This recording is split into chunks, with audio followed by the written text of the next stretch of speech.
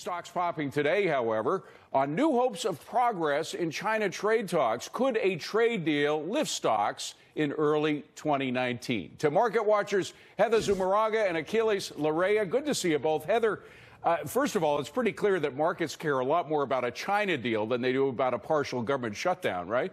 That's for sure. They do care about China. I think they care about China and the Fed going into 2019. Here's what we know, that President Trump had a good call with President Xi Saturday night. He said that they have positive revelations occurring. So far, China has agreed to buy more from the U.S. in terms of soybeans and rice. Secretary Steven Mnuchin saying $1.2 trillion more, which will help narrow our deficit with China.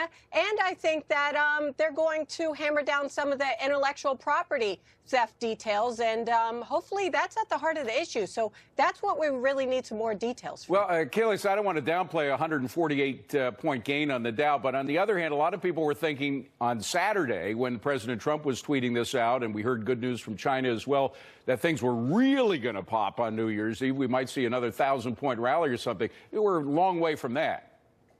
Well, the wonderful thing about what's going on in the market right now is that there is progress, there are talks happening, and regardless of what happens, you have to position yourself and your portfolio to hedge off the volatility, to diversify and rebalance in the process. And if you need a stick, I'm ready to help you. Okay, how do you, well, I'll just stick with you for a minute. How do you rebalance it? What would you rebalance it with? Absolutely. Well, let's talk a little bit about baby bonds, preferred securities. This is an instrument that allows you to get some more income, especially if you're 50 and older like you, David. If you're older and you need income right away, it's a great diversification tool.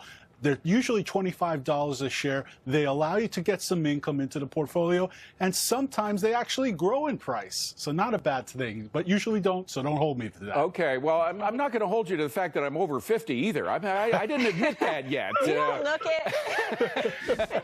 But you caught me, I got to tell you. All right, Heather, we heard from Ken Fisher over the weekend. He suggested that 2019 might see a pop in stocks of from 15 to 20%. Do you think that's possible?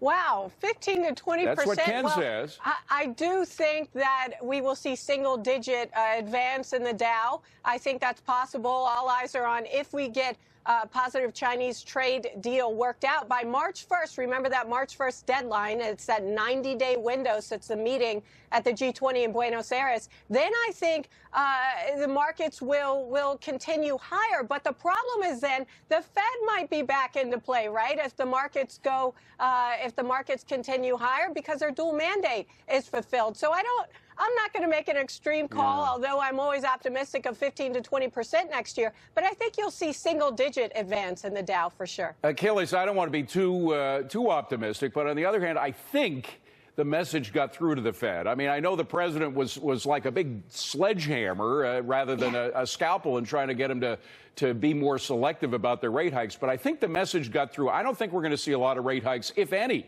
in 2019. Do you? Well, I think it's going to be strategic, if anything. The Fed only has a certain amount in their arsenal to use going forward. So they're going to be really selective and strategic as to how they're going to do that. Well, so do you think there will be at least one or two, or is it possible that there won't be any? Some are saying they're going to cut rates potentially if we don't have a deal coming out of China. Yeah. You think that's possible? Anything's possible. We just have to see what happens going forward. Once this China thing is resolved, then, like she said, the Fed's going to come in, and that's going to come into play. It's going to get very interesting. A very quick prediction from each of you. Heather, first to you. You said single digits. How much do you think the market's going to be up in 2019?